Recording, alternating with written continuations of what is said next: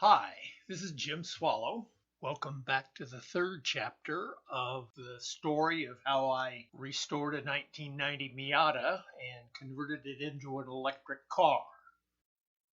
Last time we reviewed the dismantling, cleaning, and removal of the engine. Next in the order of how I did this project was to come up with a color and painting scheme. I intended to do essentially all of this myself, and I'd seen several YouTube videos on how to paint your own car. It looked pretty easy. So the next thing to do was to come up with a color or colors and a design.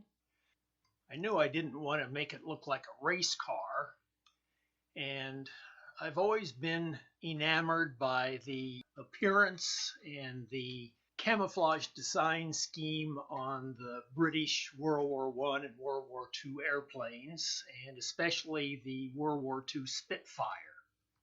Looking at it closely, I noticed that it's a two-color scheme, usually with an olive and then some kind of a lighter color background. Although I wanted a camouflage design, my intention was not to blend into the background. I did want to be seen.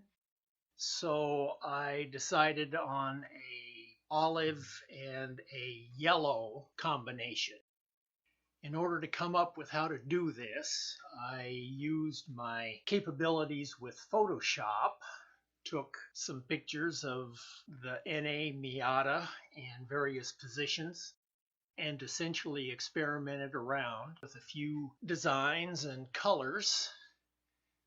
The camouflage pattern initially posed a little problem for me, as I'm not an artist and had no way of just off the top of my head painting this pattern of blobs over the car so it looked good. And so I decided in order to make it balanced, I would divide the car up into 10 sections. 2 doors, 2 front fenders, 2 back fenders, hood and trunk, front bumper and back bumper. Then I painted each one of those colors, essentially in a checkerboard pattern over the car. Then after I got that done, I rounded out the edges onto the other panels to make the blob pattern. Once I got it where I wanted it, then it was time to turn it into reality. Actually, I started with the wheel. I thought that would be a good place to practice and get my technique down. To me, the design was fairly obvious, since the wheels have 3 main segments, and the roundels on the markings of the British airplanes were 3 segments of red, white, and blue. I thought I'd follow that pattern. I got the rims out and cleaned them thoroughly, then primed them with gray primer. Working from the center out, I first painted the centers of the rims white. I cut 4 circles out of plywood that I could use as masks, and covered the central white area to paint the middle section blue.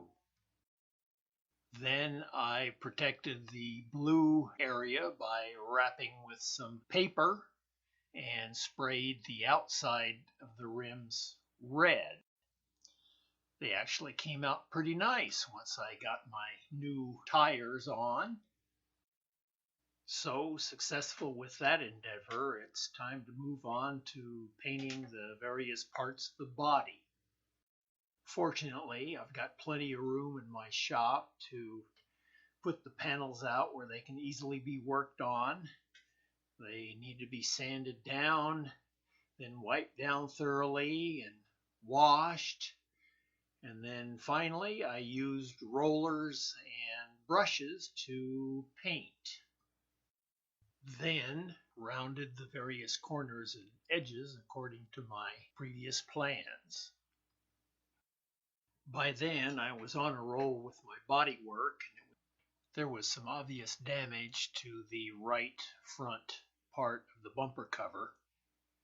There was quite a dent, and there was a significant scrape, and actually it went through in some places. So I found some YouTube videos on how to use fiberglass to repair a cracked bumper, and it all looked straightforward and part of something that I'd had some experience with doing in the past.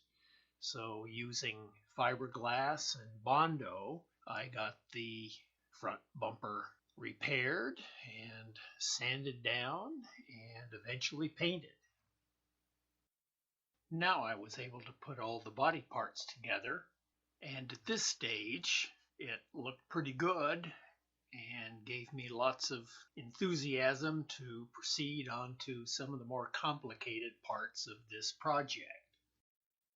At this point, I'm looking forward to not only doing some of the traditional mechanic work on the car, but actually proceeding into the electrical conversion.